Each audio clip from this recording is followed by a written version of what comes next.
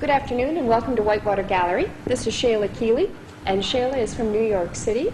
Come to Whitewater Gallery through a program at the Art Gallery of Ontario called Artists with Their Works.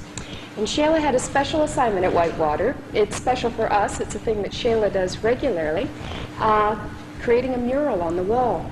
Shelagh, there's just so many goodies to get into as far as your background and why you do installations, the images that you do.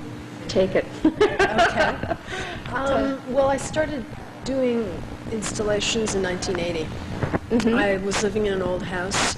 And This was in Toronto? Yeah. Right. And I started working on a wall that lasted all summer. Where was that? That was on Queen Street where I lived. And Right. it was about 10 feet high and about 20 feet long. Okay, well, what brought you? You graduated from York University, Yeah. is that right? BFA? Mm-hmm. Okay, Bachelor of Fine Arts. What brought you to do that piece, to work right on the wall? Well, I guess part of it was buying an old house and going through the renovation and ripping the heart out of the house or taking it right back to the bare walls. And I started thinking a lot about the house and the psychology of the house and also the psychology of walls and the layerings of the wall, lath, plaster, and sort of the history of the people who had lived in the house, which I wanted to sort of Explore? exactly. Yeah. So I peeled back all these layers of wallpaper right to the old plaster, and I started. Like the plaster lath? Yeah. Yeah. And I just started drawing on it. Right on the plaster? Right on the plaster, yeah. Okay. With pigment and pencil, and I worked with mainly dream images or images from my memory. They were quite unconscious. Okay, so a lot of the images that you use are from your own symbology? Would that I be guess, fair to yeah. say? Yeah. Okay, well, in this particular piece, let's talk just technically about the materials that were used. I think this is a hoot. Okay. Well, I started, the first time I ever worked with Vaseline and graphite powder was I did a wall on a concrete. I did a piece on a concrete wall in Toronto that was very temporary. And the wall was concrete, really beautiful, and I wanted to enhance that. And that was in 1983. And that was the first time I'd ever worked with these materials. These particular materials. Yeah. Okay, so you actually take Vaseline, like commercial pots of Vaseline, and you mix it with loose graphite powder. Right. And graphite, I guess, just in common terms, could relate to a ground substance of the lead that's in pencils. Yeah, and I think it's used for locks, you know, Okay. to release keys and locks or whatever. But I Right. buy it in pound bags in New York and then just mix it. And I think the things that's fascinating is how you mix, how you actually deal with the materials. You're really primitive, aren't you? Well, I guess for me, I like to use my hands, and so with a new drywall like this, I don't have the old plaster or those references. Okay, with To the build- immediate, or the surface, so you can actually deal with the texture that's in the Yeah, immediate and surface. kind of with 100-year-old walls, there's a whole history to the wall. And in this case, the whole idea of a gallery is that it be neutral. So the walls are very neutral. And I think with this piece as well, with its references to rock painting and to pictographs, I wanted to create a rock-like surface. Not to simulate it, but to, you know, to create that kind of a feeling. And so this piece is not literal at all. It's more me having researched rock paintings all over the world for, I don't know, since I was a child I've been drawn to it. Yeah, and we'll get to look at some of your slides and some of your fabulous travels. Okay, and so for me, you know, it seemed like a logical type of material to work with.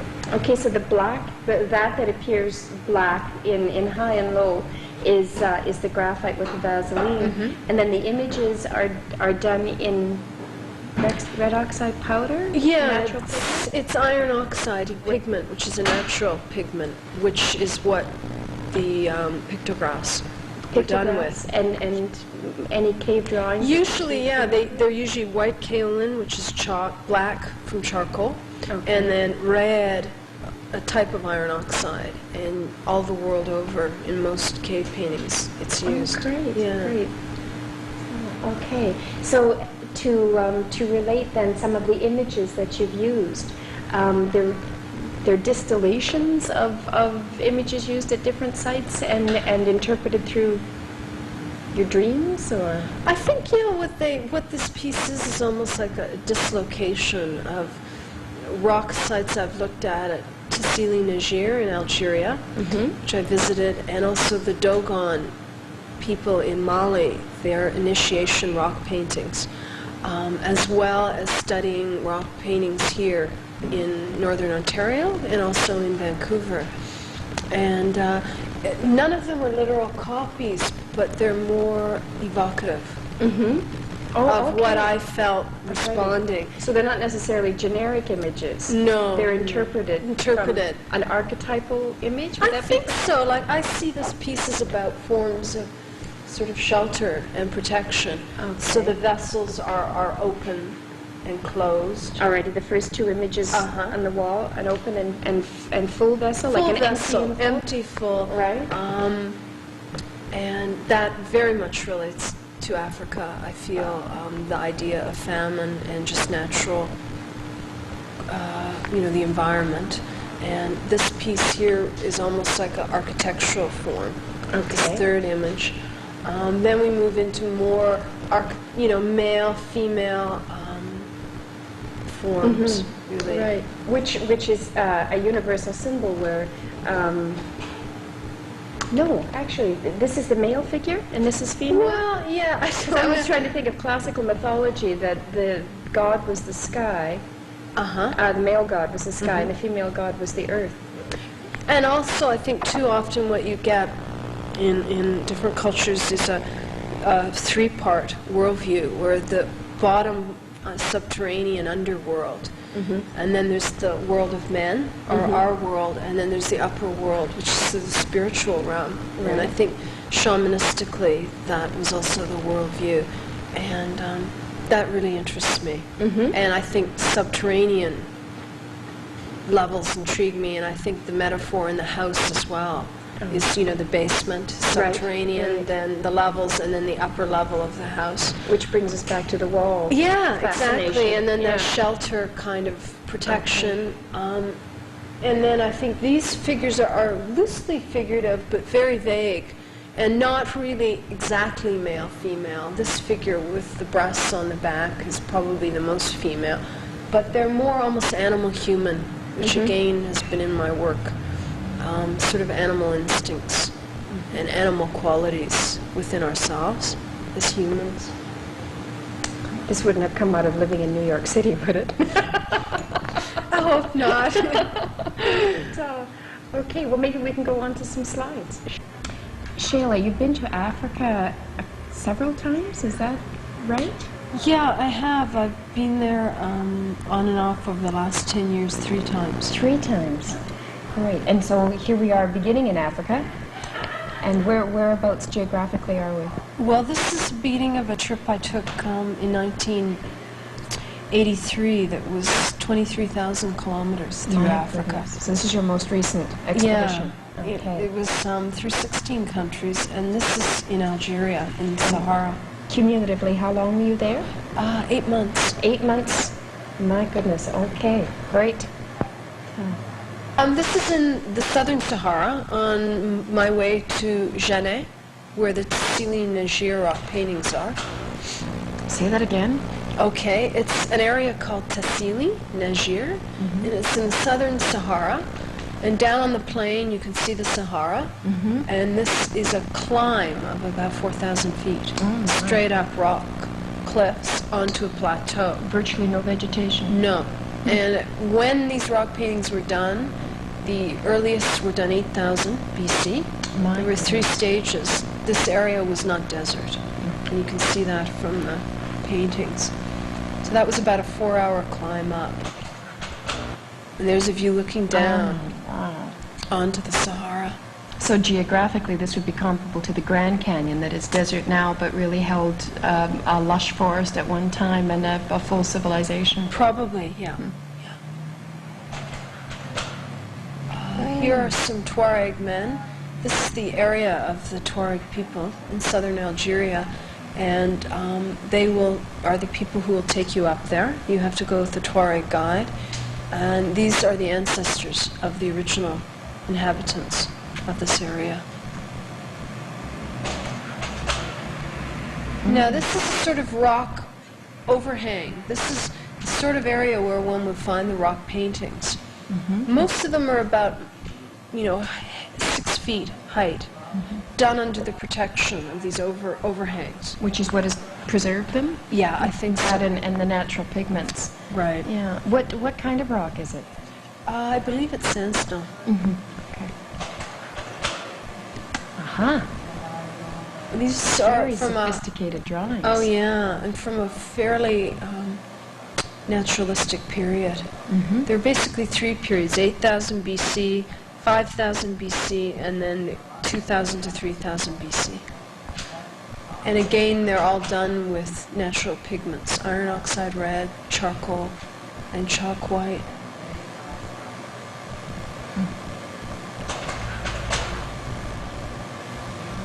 They're really beautiful. They are really naturalistic. So from the depictions, it would seem that there were herds of different species of cattle, not just... Cattle and also elephant. Wow. Yeah, they're really so beautiful.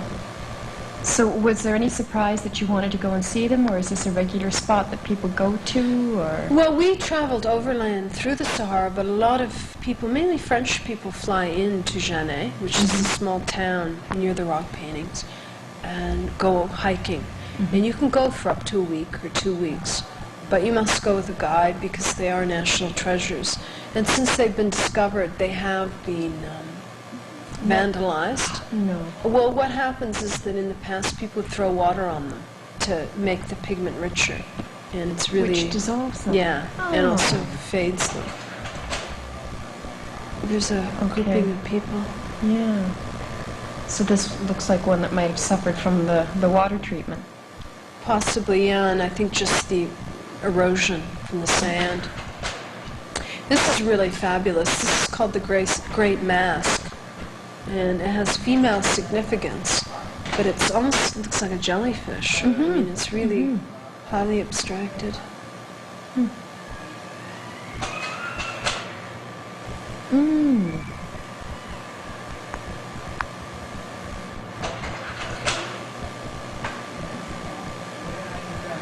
Is the rock carved, or is that just regular... I think that's just pitting and erosion.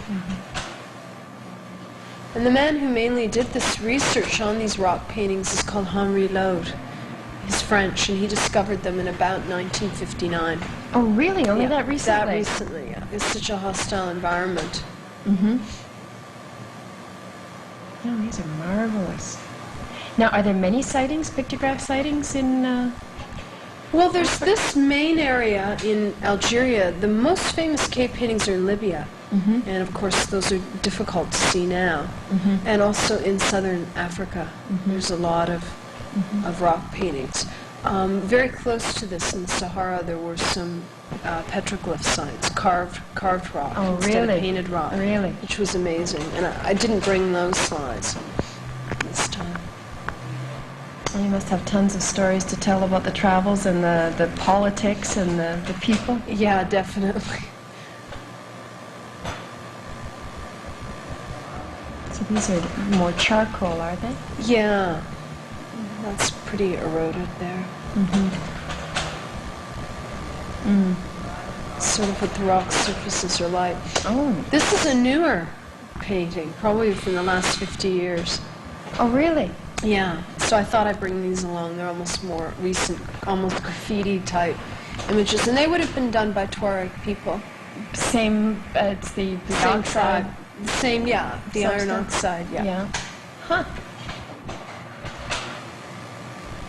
I think this is interesting. It's very much like the Muslim sectioning off on the ground when they pray towards Mecca. Right. It looks like a prayer rug. So the culture is still alive in the Tuareg people? Oh, very much, yeah. Great. We attended a really large Tuareg festival in Tamanrasset, where there were people from Mali, Morocco, Niger, Algeria, Tunisia, all North African. There's, from a distance, the idea of, of the overhang, Okay, and where that... you crawl into the area where the paintings are. Oh, Yeah, pretty amazing, the rivers that must have flown through. interesting that the modern representations are more symbolic, whereas the other, the drawings that we were seeing that were dating way back, Are more actual. naturalistic. Yeah. Okay, now we're on to the business of how you processed all the gleanings of your travels and interpreted them into your art. And this is an installation that you did where? Well, this is what I was discussing. This was the beginning of my Okay. installations. This is in the house I lived in. Right. And this is the wall that was executed in the summer of 1980. Okay. So this is pre the African slides we just looked at. Okay. But I had obviously, lived in Africa before. Mm-hmm. And this piece dealt mainly with memory and dream images. And the materials? It's all chalk, pastel, and graphite. Okay. Right onto the natural plaster. Onto the old wall. It was really a beautiful wall. It sort of had a very Ooh. Italian feeling, and I Yeah. rubbed soft colors into it. So working with your hands again, as in many My cases. material Yeah. as my tools. Okay. And these are all some details from it. But you can see the soft quality from Very. the old plaster. It's very feminine too. This was the second wall I did. This was in a friend's house. And this wall lasted about a year, and then it was torn down. And it was based on Pasolini's film, Right. 1001 Arabian Nights. Right. And this was done in commemoration of his death, I think. Was that correct? Or? Well, it was done somewhat, but it was done mainly based on some of the footage from that film, which was shot in Ethiopia, where I had been. Right. And just the feeling of the film that was very sensual and erotic, and his poetry. So I just decided to do a piece based on that. Great. Oh, I recognize this. Yeah, this is an installation I was asked to do. The first time I'd ever shown in a public gallery, my installations, at the Southern Alberta Art Gallery in Lethbridge, after my African trip of 8 months. So this was your African journal? Yes. piece? Right. Yeah. Wow, very strong. They must have been very pleased. They were, and I was really happy to do it because the people at the gallery had a lot of faith in my work. Great. Because up to this point, I had only done pieces in private spaces. So this piece was there a month, and then it was destroyed, covered over. Wow. And it was all told about 55 running feet. How many days did it take to do it? It took me about a week. Oh, really? Yeah, about 5 days. Okay, and it's the kaolin and the graphite and the iron oxide again? Yeah, and on my hands, and actually, my fingers were bleeding by the time I finished this Oh. one. Yeah, because the walls are quite rough from the, Worked your fingers repainting. to the bone. Literally. My dear. Struggling artists, they don't know the half of it, right? So this wall was based loosely on the cave paintings from Tassili, Niger, Okay. reinterpreted through me, and this dealt a lot with the Dogon people of Mali. So the influence has an integrity to it, but there's no way that there could be any confusion that you're borrowing or reiterating images of a people or a tribe. No, I think the question of appropriation is a problem mainly with people who have never been to Africa, where they look at the work and there's a quality there of rawness and directness, and they seem to misinterpret that Assume as, that you're as copying. Yeah. Whereas I've found with Africans themselves and people who've lived there, there's never a question No of that. confusion. Interesting. And this piece, I often use text from my own writing. Oh, Which I good. draw and write onto the wall. And this was used in this piece.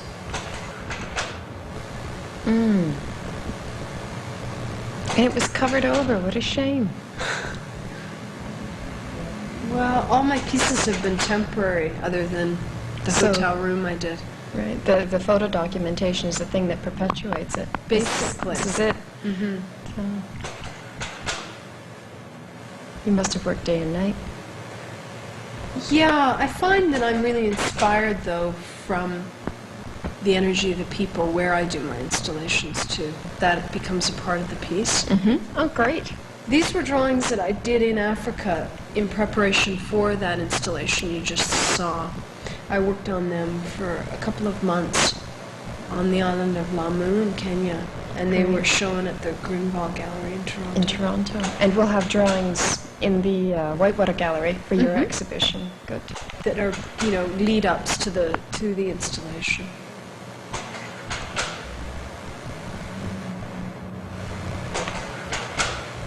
Ooh. These are pieces done on wood from my show last fall. Very strong. And this whole series of works was called Rites of Passage, Forms of Initiation. And it dealt with life cycles of birth, puberty, fertility, procreation, death, and the whole idea of a life cycle. And these pieces were quite political as well, in the sense that I dealt a lot with what I saw in Africa and also what I knew existed in the sense of political repression in various countries. What I was allowed to see and what I wasn't allowed to see. And I juxtaposed them together. And often the text created that edge with the visual image. So while your works don't necessarily convey the politics that you espouse, you've definitely been influenced. Yeah, I think I'm not politically correct in that I don't like dogmas, but I feel that I'm personally very political. And I have very firm ideas on issues like South Africa. And I think that it's definitely a part of the work, but it comes out through me and my experiences. Mm-hmm. And that's really my political orientation.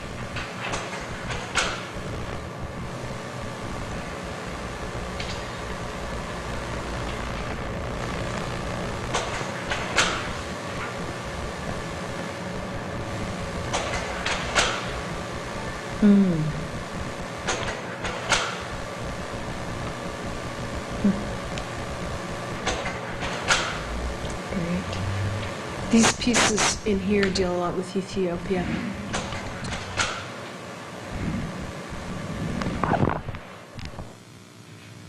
Shelagh, it's really, well, personally, it's been a treat to have you here. And I know that people coming to the gallery will enjoy looking at the mural that you've created on the wall, the cave that you've made out of the gallery, and the drawings. And thank you very much. One thing that will be interesting, Shelagh's show runs from September 5 to September 28th. Whitewater Gallery, Main Street West. One of the events that has been coordinated in conjunction with Shelagh's show is a reading by poet Christopher Dudney. And curiously enough, one of the books that you told me about, Predators of the Adoration. Predators of the Adoration is the book that Christopher wrote, his poetry book, but the little book, Indian Rock Paintings of the Great Lakes, that was written by his dad, inspired some of your interest in the regional pictographs. That's right, you're right. And that gave us the idea to have Christopher do a reading of his poetry here, because much of his poetry was influenced and is infused with the images of treks that he took with his father to pictograph sightings in northeastern Ontario and across Canada, for that matter. So that happens on September the 26th, and I know you're going to wish you were here, but Yes, too bad. It'll be a wonderful evening, and I hope that you'll have a chance to see the show at Whitewater and perhaps come up for Christopher Dudney's reading. We're open Monday to Friday, 9 to 5, and Saturdays, 11 to 5. Tom, thank you. Thanks.